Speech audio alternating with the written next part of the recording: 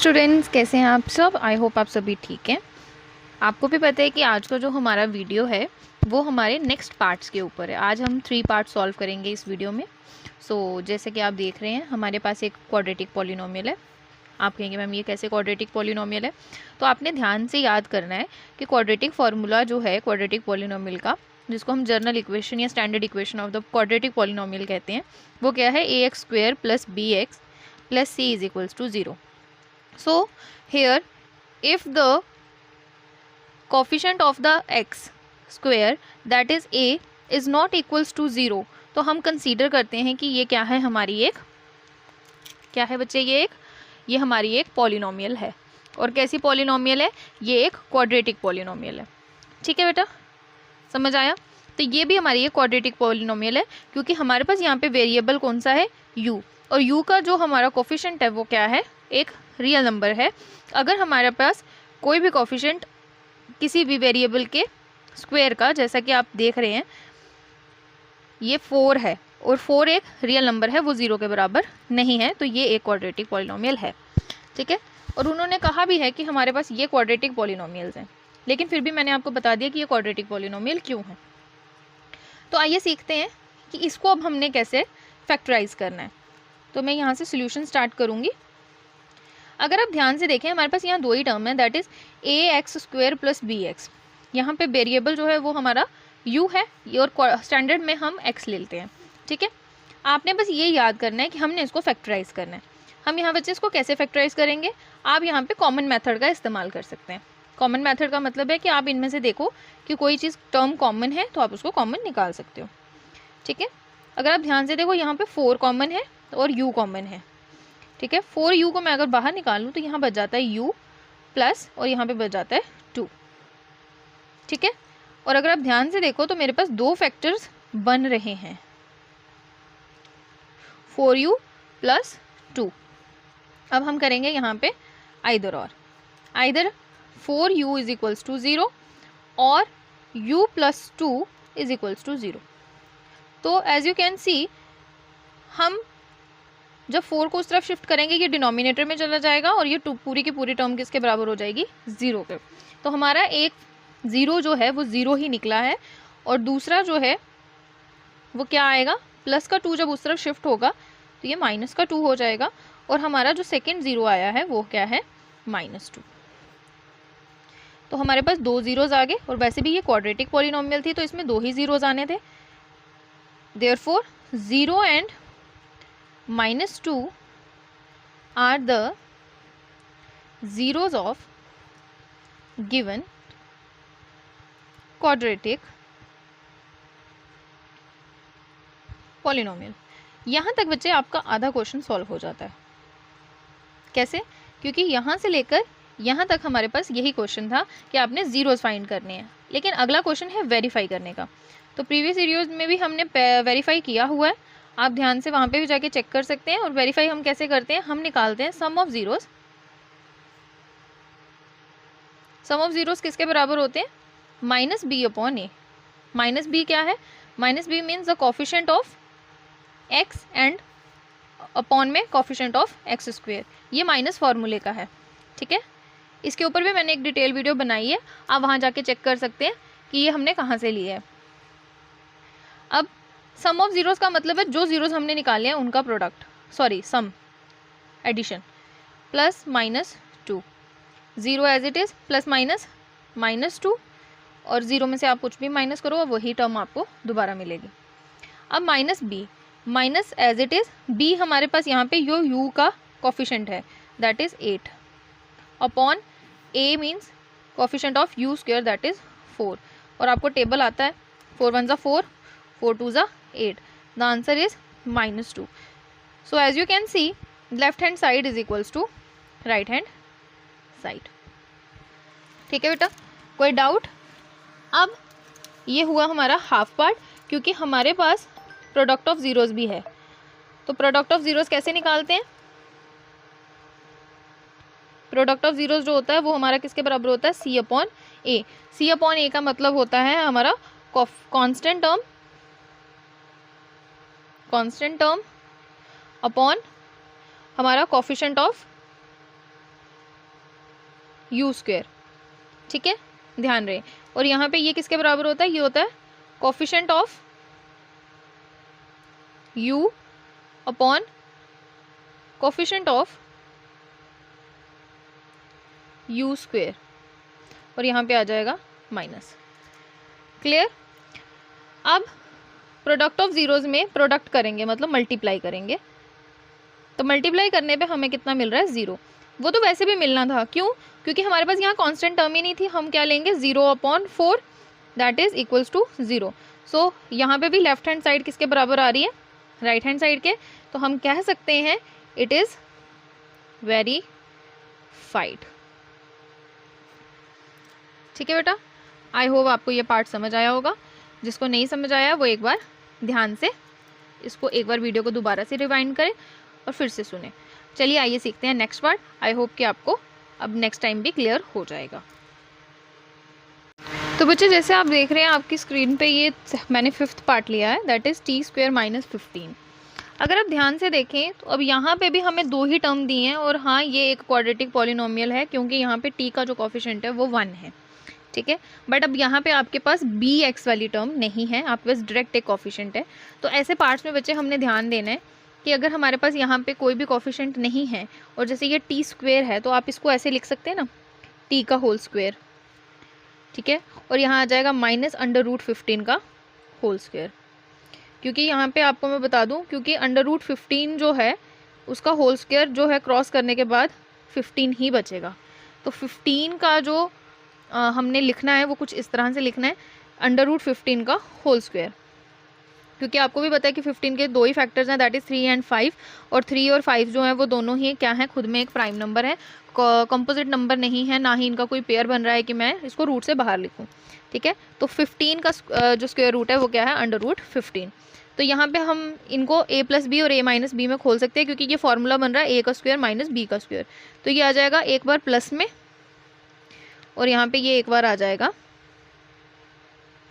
Sorry minus में, और एक बार आ जाएगा प्लस में, ठीक है। 2 फैक्टर्स बन गए। लगाइए आइदर और case, either t - √15 is equals to 0 और t + √15 इज इक्वल्स टू 0, ठीक है। t को हम यहीं रहने देंगे, प्लस का वहाँ जाएगा तो ये बन जाएगा, माइनस का वहाँ जाएगा तो बन जाएगा प्लस का अंडर रूट, और यहाँ पे ये प्लस का वहाँ जाएगा तो बन जाएगा माइनस का √15। तो हमारे पास 2 रूट्स निकल गई हैं, मतलब 2 ज़ीरोज़ हमारे निकल गए हैं। तो therefore √15 and -√15 are the zeros of given quadratic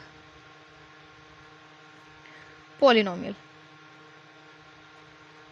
अब हमने बच्चे इसको क्या करना है, अब हमने इसको करना है वेरीफाई। तो वेरीफाई हम इसको कैसे करते हैं, अब मैंने आपको सिखाया है। सबसे पहले हम क्या लेते हैं, sum of zeros. Sum of zeros किसके बराबर होता है, सम ऑफ ज़ीरोज़ होता है -b/a के।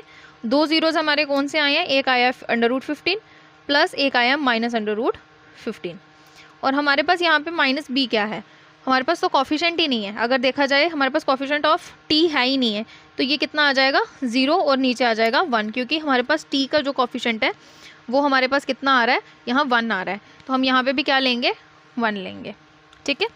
अब आप खुद देखो, √15 प्लस माइनस माइनस √15, यहाँ पे करने के बाद ये कितना मिलेगा, 0, और सिमिलरली यहाँ पे भी हमारा टर्म जो चल रहा है वो क्या है, 0। तो आप कह सकते हो कि जो हमारा लेफ्ट हैंड साइड है वो किसके बराबर है, राइट हैंड साइड के। क्लियर। तो चलिए आइए करते हैं आगे हमारा next verify, that is product of zeros. Product of zeros कैसे करेंगे बच्चे, ये किसके बराबर होता है, ये बराबर होता है c/a, that is constant upon coefficient of t², क्योंकि यहाँ पे हमारा वेरिएबल t है। तो प्रोडक्ट ऑफ ज़ीरोज़ मतलब 15 × -√15। और अगर आप ध्यान से देखें, ये जो हमारा c है, c हमारा कितना है यहाँ पे -15 है, और अपॉन क्या आ जाएगा 1। आप इन दोनों को प्रोडक्ट करेंगे, ये बनेगा 15 का होल स्क्वायर, और ये माइनस आ जाएगा बाहर। स्क्वायर और रूट कैंसिल होने पे हमें कितना मिलेगा, -15, और यहाँ पे भी हमारी वैल्यू कितनी आ रही है, -15।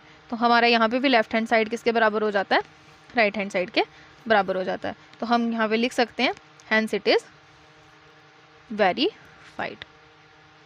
आई होप ये आपको क्लियर हो गया होगा कि हमने इस पार्ट को कैसे करना है। ठीक है बेटा, चलिए आइए देखते हैं 6 part.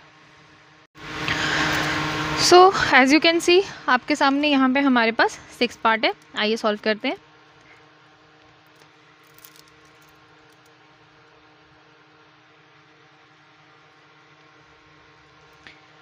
Three x square minus x minus 4 ये क्वाड्रेटिक पॉलिनोमियल है। तो हमने सीखा था जब हमारे पास कोफिशिएंट ऑफ एक्स स्क्वेयर और हमारे पास कांस्टेंट टर्म होती है, सबसे पहले हम इनको क्या करते हैं, मल्टीप्लाई करते हैं। क्या करते हैं, मल्टीप्लाई। और इनको मल्टीप्लाई करने पे मुझे कितना मिल रहा है, 12। 3 4 ज़ा 12। और 12 के हमने 2 ऐसे फैक्टर बनाने हैं जिनका प्लस माइनस करके हमें क्या मिले, 1 मिले। अगर आप ध्यान से देखें 3 और 4 जो हैं उनमें से अगर मैं 4 में से 3 को माइनस करती हूँ तो मुझे कितना मिलेगा, यहाँ पे 1 मिलेगा। तो हमने कैसे लिखना है, 3x square minus as it is 4x minus 3x minus 4। Clear. अब 3x square as it is minus अंदर मल्टीप्लाई होगा, minus 4x minus minus plus 3x minus 4। देखो यहाँ से कन्फ्यूजन ही हट जाती है कि किसके साथ प्लस लेना है किसके साथ माइनस लेना है, क्योंकि आपने बस माइनस को एज इट इज़ रहने देना है, बड़ी रकम में से छोटी रकम को माइनस करके वही आंसर निकालना है जो आपको चाहिए। बाद में आपने उस बाहर वाले माइनस को अंदर मल्टीप्लाई कर देना है। अब यहाँ पे हमारे पास 2 फैक्टर बन गए। अगर आप ध्यान से देखें तो यहाँ पे हमारे पास आ जाता है कॉमन x, हमारे पास पीछे क्या रह जाता है, 3x माइनस 4। यहाँ से भी हम अगर कॉमन निकालेंगे तो 1 आएगा। Answer is 3x minus 4। The factor is 3x minus 4 और यहाँ पे बन जाएगा x प्लस 1। 2 फैक्टर बच्चे हमारे यहाँ पे बन के तैयार है। ठीक है, अब हम क्या लगाएंगे, हम लगाएंगे आइदर और case. Either 3x minus 4 is equals to 0 और x plus 1 is equals to 0। Easy. Now 3x is equals to minus का 4 जब वहाँ जाएगा प्लस का 4, x इधर ही रहेगा, 3 वहाँ जाएगा डिवाइड हो जाएगा, मतलब 4/3। Next is x is equals to minus 1, क्योंकि प्लस का 1 वहाँ जाएगा तो क्या हो जाएगा, माइनस का 1। देयरफॉर हमारे पास 2 ज़ीरोज़ निकल के आते हैं। 4/3 and 1 are the zeros of given quadratic polynomial। Half question हो गया। अब हमारे पास पीछे क्या बच जाता है, हमारे पास बच जाता है वेरिफिकेशन। और वेरीफाई हम कैसे करेंगे, सम ऑफ ज़ीरोज़ को लेके, sum of zeros is equals to minus B upon A. Sum of zeros में हम क्या लेंगे, 4/3 का सम करेंगे 1 के साथ। और यहाँ पे हमें पता है कि यहाँ पे हमारा जो कांस्टेंट टर्म है that is -1 upon coefficient of A is x is 3। तो अगर आप यहाँ पे एलसीएम लेंगे, यहाँ पे कुछ नहीं है तो 1, ये यहाँ भी मल्टीप्लाई होगा, यहाँ भी मल्टीप्लाई होगा, तो आएगा 4 + 3/3 इज इक्वल्स टू, यहाँ आएगा माइनस माइनस प्लस 1/3। ठीक है। अब 3 और 4 कितने होते हैं, ये होते हैं 7/3। और यहाँ पे हमारे पास कितने आ रहे हैं, 1/3।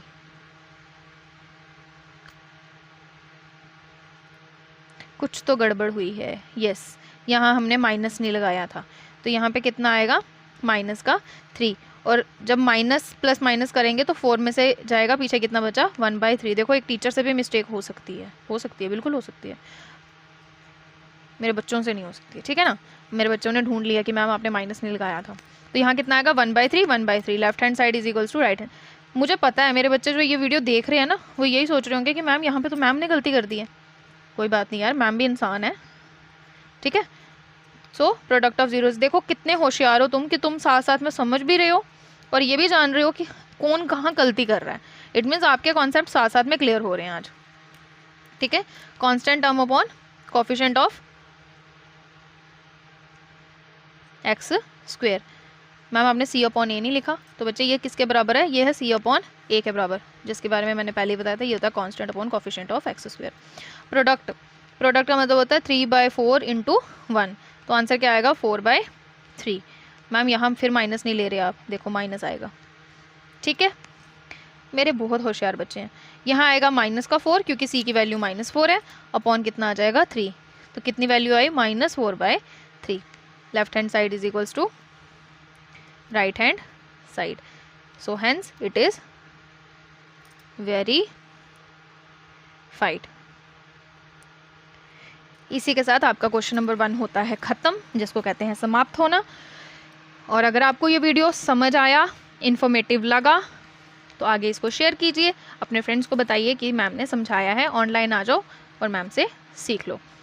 प्लीज़ इस वीडियो को लाइक कीजिए, शेयर कीजिए, कमेंट कीजिए, आपके कमेंट से मेरा फीडबैक है।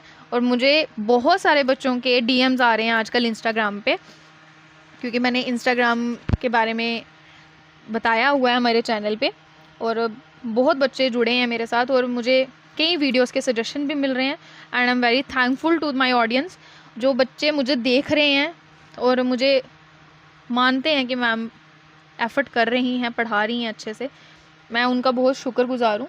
Thank you so much everyone, इतना प्यार देने के लिए। मैं जो शॉर्ट्स वगैरह डालती हूँ उस पर जाकर लाइक्स करना, कमेंट्स करना, and I am very very grateful. बहुत ज़्यादा मुझे शुक्रिया आप लोगों का कि आप इतना सपोर्ट कर रहे हो, क्योंकि विदाउट सपोर्ट ये वीडियोस नहीं बनती हैं। अगर ज़ीरो मोटिवेशन होगा तो मैं शायद कभी ना बना पाऊँ, लेकिन मेरे बच्चे मुझे 100 से भी 100 मोटिवेशन देते हैं कि मैम नहीं आप बनाओ, इस पे बनाओ, ऐसे बनाओ।